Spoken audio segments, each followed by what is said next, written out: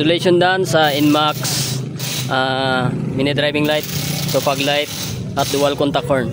So try natin panda rin.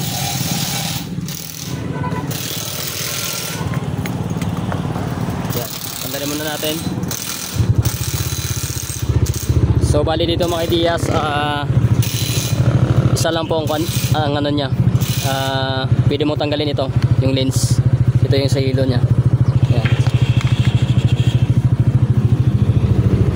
Dito yung sa ilaw, switch ng ilaw niya isa lang. Ayan. Yan. Yan. Pang fog light lang, pwede rin kunin ito. Ayan. White.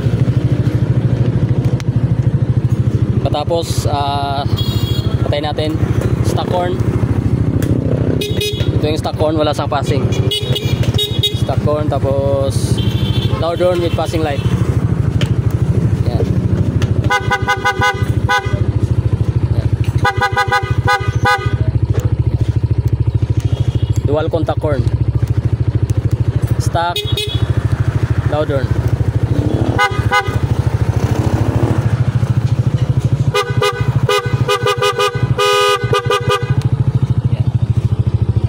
So hanggang dito lang ating video about dito sa Inmax.